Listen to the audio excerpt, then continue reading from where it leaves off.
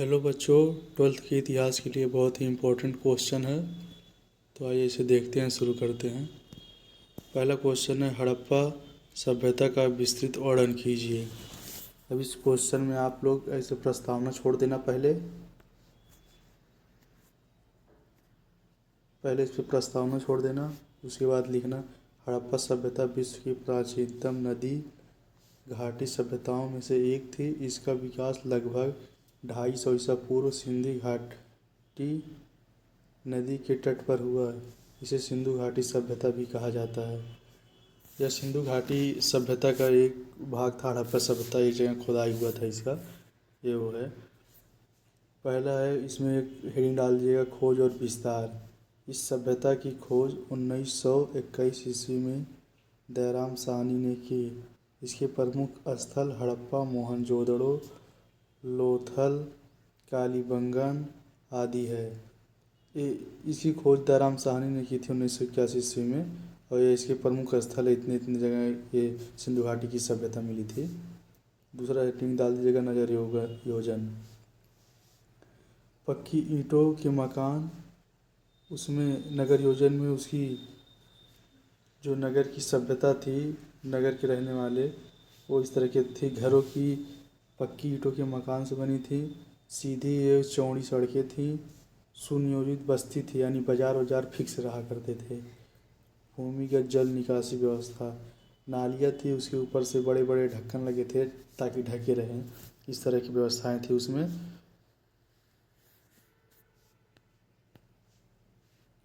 तीसरा है, सामाजिक जीवन। समाज व्यवस्थित था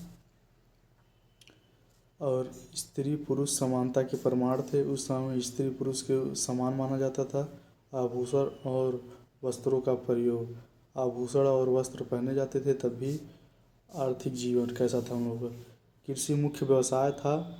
गेहूँ जौ की खेती प्रमुख थी, गेहूँ जौ की खेती ज़रूर होती थी।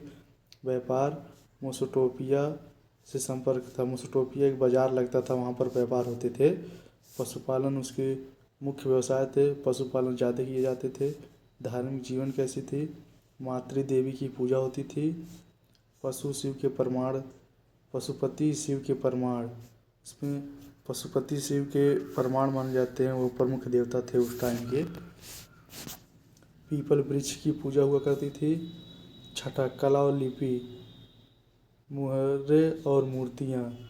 कला और लिपि में, कला और लिखावट में मुहर्रे और मूर्तियाँ मिली।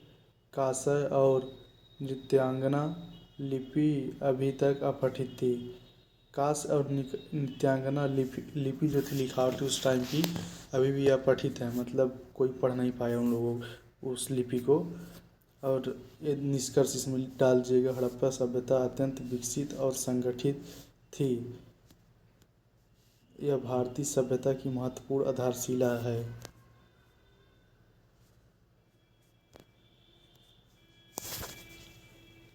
देख लीजिए आप लोग, 1857 की क्रांति के कारण एवं प्रमुख घटनाएं लिखिए।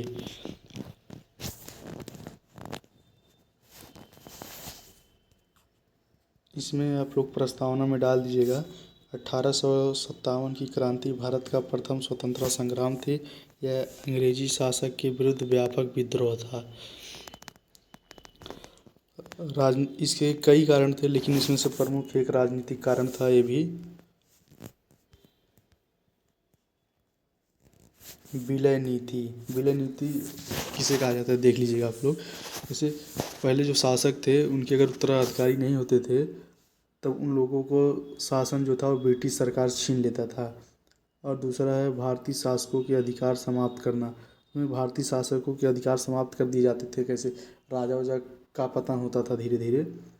दूसरा आर्थिक कारण है, भारी कर प्रणाली। इसमें लोगों के ऊपर ज़्यादा कर लगाया जाता था। भारतीय उद्योग का विनाश करके ब्रिटिश सरकार अपनी कंपनियां, अपने उद्योग स्थापित कर रही थी। तीसरा कारण है, सामाजिक और धार्मिक कारण।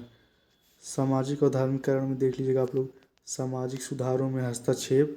जो सामाजिक सुधार होते थे उसमें भी हस्तक्षेप किए जाते थे। ईसाई धर्म के प्रचार का भय, वो लोग ईसाई धर्म के प्रचार ज़्यादा करते थे। चौथा है, सैनिक कारण। इसमें चर्बी वाले कारतूस, जो गाय और सूअर की चर्बी से बनाए जाते थे उसमें रखे जाते थे कारतूस। भारतीय सैनिकों के साथ भेदभाव, भारतीय जो सैनिक थे उनके साथ भेदभाव किया जाता था। प्रमुख घटनाएं थी मंगल पांडे का विद्रोह मेरठ, झांसी की रानी लक्ष्मीबाई का, उनका भी योगदान बहुत ज़्यादा था झांसी की रानी लक्ष्मीबाई का। बहादुर शाह जफर को नेता घोषित किया गया, इसके परिणाम यही थे ईस्ट इंडिया कंपनी का अंत हुआ आगे चलकर। ब्रिटिश सरकार क्राउन के हाथ में आ गया। ब्रिटिश शासन जो था पहले ईस्ट इंडिया कंपनी के पास था, उसके बाद फिर ये 1857 क्रांति के बाद सीधे ब्रिटिश शासन के हाथ में आ गया। भारतीय राष्ट्रीय आंदोलन की शुरुआत हुई और इसके निष्कर्ष क्या निकले। हालांकि यह क्रांति असफल रही परंतु इतने संग्राम की नींव रखी। ये जो 1857 की क्रांति थी इससे आज़ादी नहीं मिली थी, लेकिन यह उस आज़ादी की नींव बन गई एक हिसाब से समझ लीजिए आप लोग। तीसरा क्वेश्चन आप लोग देख लीजिए, गांधी जी का राष्ट्रीय आंदोलन में योगदान लिखिए। इसमें प्रस्तावना में आप लोग डाल दीजिएगा, महात्मा गांधी भारतीय स्वतंत्रता आंदोलन के महान नेता थे। उन्होंने सत्य और अहिंसा के आधार पर संघर्ष किया। उनकी प्रमुख जो थी वो अहिंसा और सत्य के आधार पर उन्होंने स्वतंत्रता संग्राम में भाग लिया। उनका योगदान में पहला है असहयोग आंदोलन 1920 में उन्होंने किया था। सरकारी नौकरी और स्कूलों का बहिष्कार, उसमें जो ब्रिटिश द्वारा सरकारी नौकरी दिए जाते थे, स्कूलों में पढ़ाया जाता था, उसको बहिष्कार किया उन्होंने। विदेशी वस्त्रों का बहिष्कार, मतलब विदेशी वस्त्र का बहिष्कार किया उन्होंने। एक धोती पर ही पूरा आंदोलन खड़ा कर दिया था, अपने स्वदेशी पहनों वाला आंदोलन किया था। दूसरा है सविनय अवज्ञा आंदोलन 1930 ईस्वी में, उसमें दांडी यात्रा निकाली, नमक कानून का विरोध।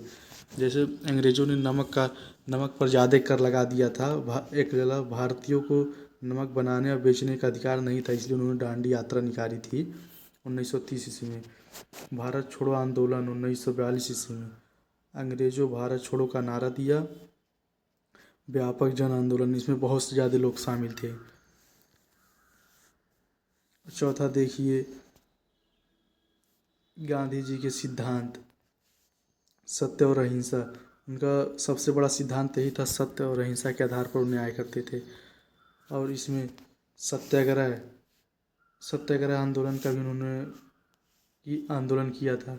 निष्कर्ष, गांधी जी के नेतृत्व और सिद्धांतों के कारण 1947 में स्वतंत्रता मिली। भारत को जल्दी 1947 में स्वतंत्रता मिली थी गांधी जी के नेतृत्व के कारण ही। चौथा क्वेश्चन आप लोग देख लीजिए, मुगल प्रशासन की विशेषताएं का वर्णन कीजिए। इसमें प्रस्तावना में आप लोग डाल दीजिएगा। मुगल साम्राज्य की स्थापना 1526 ईस्वी में बाबर ने की। इसकी प्रशासनिक व्यवस्था कैसी थी?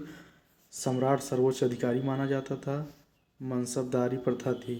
इसमें मनसबदार जैसे लोकतंत्र में चुने जाते हैं वैसे वो उनके बल और न्याय के आधार पर मनसबदारी मनसब एक आधिकारिक व्यवस्था थी, एक पद था अधिकारियों का जो न्याय के आधार पर और शक्तिशाली के आधार पर चुने जाते थे।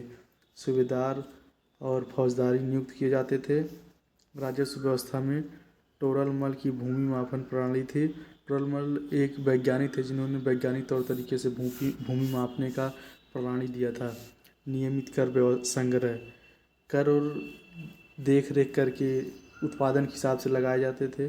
धार्मिक नीति, अकबर की सहिष्णुता नीति, दीन इलाही, अकबर ही एक जिलेलाही माने जाते थे और जिसकी धार्मिक नीति बहुत ही समानता थी इसमें धार्मिक नीति में।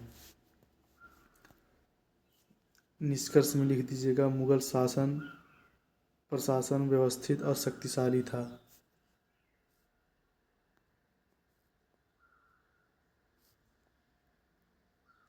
पांचवा देख लीजिए, अशोक की धम्म नीति का विस्तृत वर्णन कीजिए। प्रस्तावना में आप लोग डाल दीजिएगा, सम्राट अशोक मौर्य वंश के महान शासक था। कलिंग युद्ध 261 ईस्वी पूर्व के बाद उन्होंने हिंसा का त्याग धर्म अपना लिया था। कलिंग युद्ध के बाद 261 ईस्वी पूर्व में उन्होंने हिंसा का त्याग किया और धर्म नीति अपना ली। धर्म नीति का अर्थ क्या है?